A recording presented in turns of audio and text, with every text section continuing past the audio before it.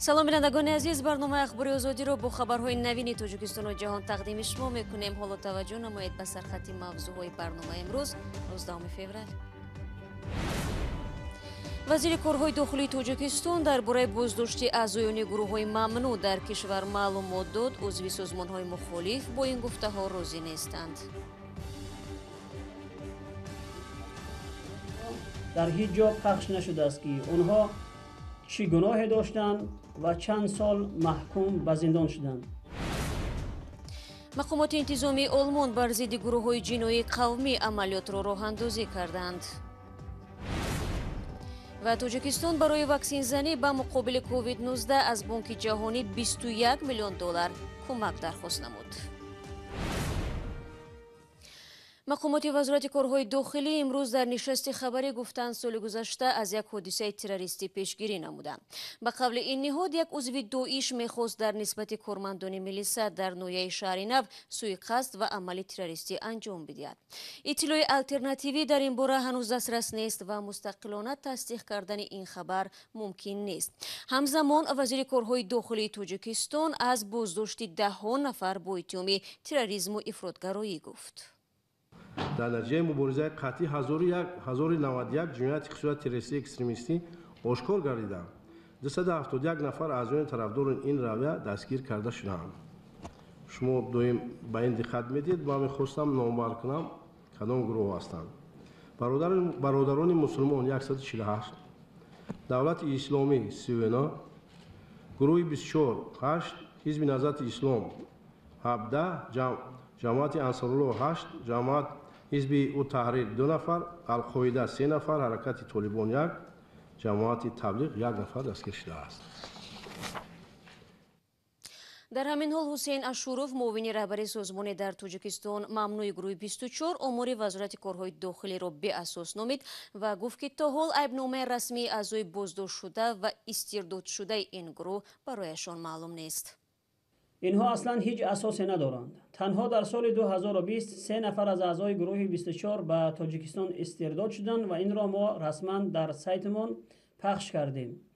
ва то имрӯз аз тарафи режими Эмомалӣ Раҳмонов ҳеҷ изҳороте нисбати ин аъзоҳои мо дар ҳеҷ ҷо пахш нашудааст ки онҳо чӣ гуноҳе доштанд ва чанд сол маҳкум ба зиндон шуданд. аз ин лиҳоз гуфтаҳои вазири корҳои дохила беасос аст ва бедалил аст. дар ҳамин робита бобоҷони қайюм як сухангӯи ҳизби наҳзати исломӣ гуфт ки ҳукумати Тоҷикистон аъзои дарватан будаи онҳоро дар бозиҳои сиёсии худ истифода мебарад.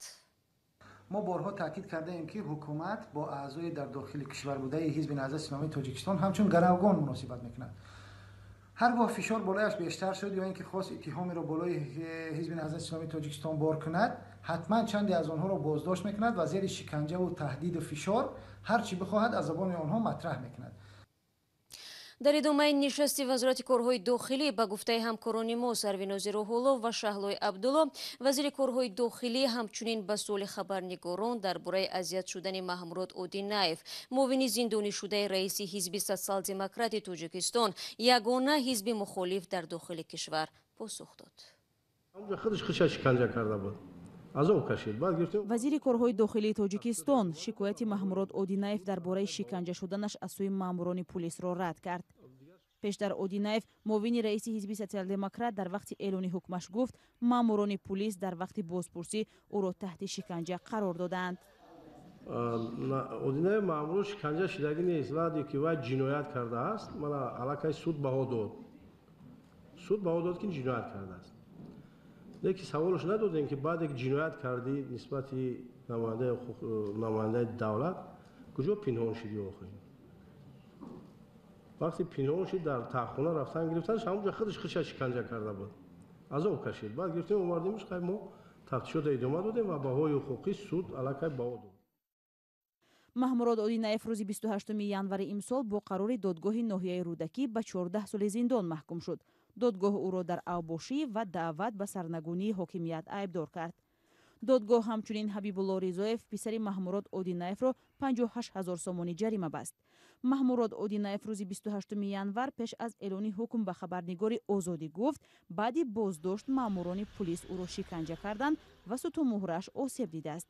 инро пайвандони ӯ низ тасдиқ мекунанд. ман падарам дидум вақти пеш аз хабиданашон ҳолиш беҳтарин буд. ҳозир миёшаш касаги почашаш касаги чашмош кура намебина. ман дуранда дар ҷон гуфтум маем ҳабибуллоюм мара нашинох. дирӯз низ додситони кули тоҷикистон бо нашри байонияе гуфт ҳукми додгоҳ дар нисбати маҳмурод одинаев муовини раиси ҳизби социал-демократ ва писараш асоснок аст. далелҳои кофӣ дар парвандаи ҷиноятӣ ҷамъ оварда шуданд ва парвандаи ҷиноятӣ бо фикри айбдорӣ ба суд ирсол карда шуд ва бо ҳукми суд маҳмурод одинаев маҳкум гардид. аммо худи одинаев ва наздиконаш айбномаи мақомотро рад мекунанд. меҳринигор ризоева ҳамсари пешини маҳмурод одинаев рӯзи 19 феврал ба радиои озодӣ гуфт ҳафтае пеш аз болои ҳукми додгоҳи ноҳияи рӯдакӣ ба додгоҳи олӣ шикоят бурдаанд. ӯ гуфт баъд аз эълони ҳукм шавҳарашро надидааст ва танҳо барояш хӯрок ва либос мебарад. ба гуфтаи пайвандонаш одинаев рӯзи 20 ноябри соли гузашта ва баъди дархости гирдиҳамоӣ дар маркази Душанбе нопадид шуд. ӯро баъди 2 ҳафта дар ҳудуди шаҳри Душанбе дастгир карданд. номи маҳмурод одинаев соли 2012 баъди марги ҳамза икромзода маҳбусе дар Душанбе ба расонаҳо роҳ ёфт. одинаев он вақт гуфта буд писараш Сунатулло Ризоевро ҳамчун шоҳиди ҳодиса аз Душанбе ба зиндони Хуҷанд интиқол доданд ва ӯ мавриди шиканҷа қарор гирифтааст. чанд рӯзи ахир дар шабакаҳои иҷтимоӣ баҳсҳо атрофи гӯё латукуб ва маҷрӯҳ шудани як блогери тоҷик аз сӯи чанд ҳамватанаш дар олмон ҷараён дорад баҳс. мақомоти интизомии тоҷикистон мегӯяд барои муайян намудани асли воқеа ба мақомоти марбутаи олмон мактуб ирсол намудааст. дар айни замон хабаре ки дирӯз аз он кишвар расид нирӯҳои ҳифзи ҳуқуқу тартиботи олмон дар чанд вилояти ин кишвар бар зидди гурӯҳҳои муназзами ҷиноии чечену араб амалиёти густурдае роҳандозӣ карданд. абдулло ашуров тафсилот медиҳад. рӯзи панҷшанбе садҳо афсари полиси таъиноти хос дар 20 минтақаи вилояти Берлин ва Бранденбурги Олмони федералӣ бар зидди гурӯҳҳои ҷиноӣ амалиёти кофтукобу боздошт гузарониданд. ин амалиёт дар натиҷаи таҳқиқи ҷанҷоли гурӯҳҳои чеченӣ бо гурӯҳи арабӣ дар моҳи ноябри соли 2020 таҳризӣ ва иҷро шудааст. дар 2-3 соли ахир шоҳиди он шудем ки дар Берлин таваҷҷӯҳи сиёсӣ ба ҷиноятҳои гурӯҳҳои қавмӣ ҳамчун бахше аз гурӯҳи ҷиноии муташаккил арзёбӣ мешавад. акнун дастгирии сиёсӣ пайдо шуд ва дигар ниҳодҳои давлатӣ ҳам ба ин падида назар карданд. ҳадафи сиёсӣ ҳамин аст. давлати ҳуқуқӣ собит мекунад ки ҳанӯз ҳам вуҷуд дорад. мо бо ҷинояткории густарда рӯбарӯ ҳастем, зеро муддати тӯлонӣ давлат ба ин масъала таваҷҷӯҳ намекард.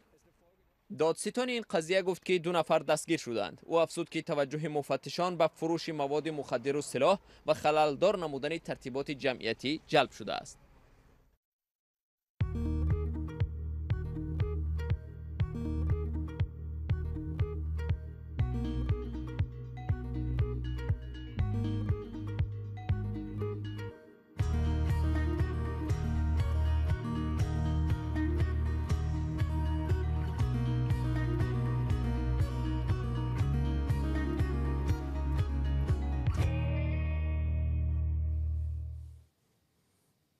шумо барномаи хабарии радиои озодиро тамошо доред. зоҳиран бо афзоиши қарзи хориҷӣ ва фишорҳои пандемияи COVID-19 ба вазъи иқтисодии кишвар, мақомоти тоҷик бештар дар фикри дарёфти кӯмаку бархурдор шудан аз имтиёзҳои молӣ гардиданд. ба гуфтаи вазорати молия, тоҷикистон барои ваксинзанӣ аз Бонки ҷаҳонӣ миллионҳо доллар қарзи бебозгашт хостааст. идома дар гузориши Амриддин Олимов ва Алишер Зарифӣ.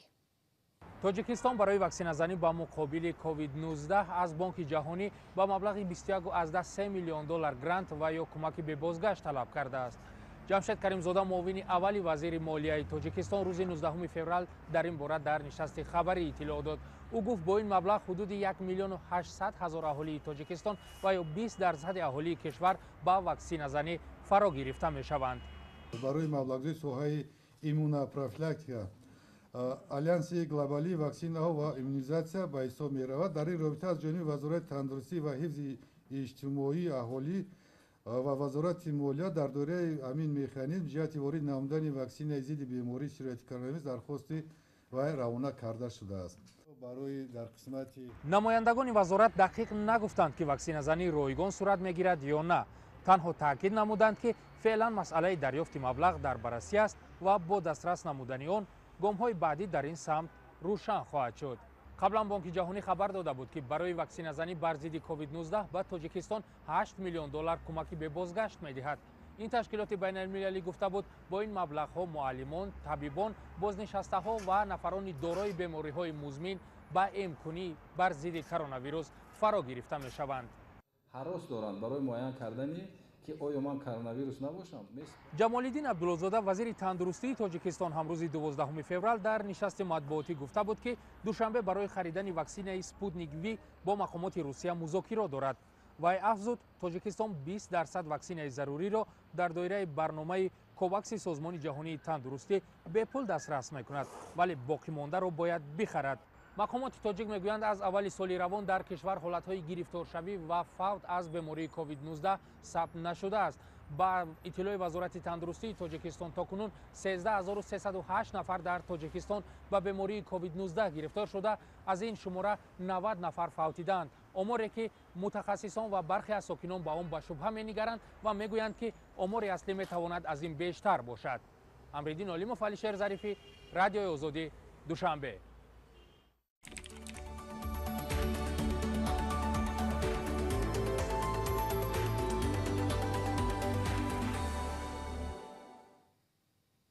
карантини шадиди фаронса ва пешниҳоди манъи истифодаи ҳайвоноти ваҳшӣ сирки сайёрӣ Вилям Карвичро бо хатари ҷиддӣ мувоҷеҳ кардааст. агар бемории ҳамагир ба эҳтимоли ғолиб рафт шавад, ҳам дар сурати қабули пешниҳод дар бораи манъи истифодаи ҷонварони ваҳшӣ дар сирк анъанаи қадимии фаронсаро аз байн мебарад. мирзонабии холиқзод гузориш медиҳад. سیرکی اویلوی ویلیام کارویچ سر از ماه مارت سال 2020 هنرنمایی را متوقف نموده در یک پاره زمین جنوبی فرانسه لنگر زده است. شیر و ببر و دیگر حیوانات وحشی در قفس‌های تنگ روزشان را سپری می‌کنند و خیمه بزرگی باز نشده است. کارویچ انتظار دارد که گوشه‌نشینی به زودی خاتمه یافته هنرنمایی در سیرکش از سر گرفته شود. ما پایه‌ای فرهنگ هستیم. ما اولین نمایش می باشیم که در حیات خود می بینیم. این انعنه فرانسه است که باید ادامه یابد. انسان ابتدا نه به تئاتر و یا کینو بلکه به سیرک می رود. در دوره پاندمی دولت فرانسه برای دستگیری صاحبکاران میلیاردها یورو کمک پولی تخصیص داد، ولی کارویچ خود را از این یاری‌ها بی‌نصیب می‌شمارد. در دوره کرانتین بهاری او برای هر حیوان روزانه 2 یورو به دست می آورد که کافی نبود. حالا از آن 2 یورو هم درکی نیست. بر علاوه پارلمان فرانسه پیشنهاد گروه‌های حامی حقوق حیوانات را بررسی دارد که در حال تصویب قدم به قدم در دوام 5 سال استفاده حیوانات وحشی در سیرک را منع خواهد کرد. به قول کارویچ این پیشنهاد کسب او، حیوان‌هایش، ساختار و اصلا سیرک‌های سیار فرانسه را از بین می‌برد. دختر کارویچ کاساندرا تمام حیاتش را در سیرک گذرانده است. او اتهام معامله ناروا با حیوانات وحشی را قبول ندارد و تاکید می‌کند که این حیوانات مثل عضو عائله هستند و اکنون گروه می‌خواد آنها را پراکنده کند. ҳукумати шаҳри Москав ба муҳоҷирон ва кордиҳандагон ҳушдор додааст ки бидуни патент фаъолият накунанд, вагарна ихроҷ ва ҷарима мешаванд. департаменти сиёсати иқтисодӣ ва рушди Москав дирӯз бо нашри як исорот гуфт бинобар хуруҷи пандемияи коронавирус аз 15 март то 15 июни соли гузашта ба муҳоҷирон ҳақ дода шуда буд пули патентро напардозанд ва ҳам кордиҳандагон низ имкон доштанд бидуни патент муҳоҷиронро ба кор бигиранд. аммо дар ин исорот гуфта мешавад қисме аз муҳоҷирон пас аз анҷоми این مهلت هم فعالیت خود را بدون پتنت ادامه دادند که غیر قانونی است.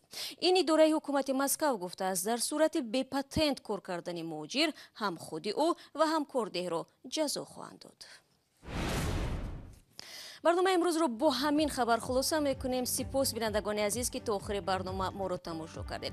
تا صحبت بعدی میتوانید زیر نشانی www.azadi.org از وبسایت رادیو آزادی استفاده کنید. نوارای جالب در آزادی ویدیو کانال مستقیم ما در یوتیوب گذاشته می شود. عزیزان شما را در هفته نو منتظر خواهیم بود. خود را احتیاط کنید و خدا نگهداری هر یک شما.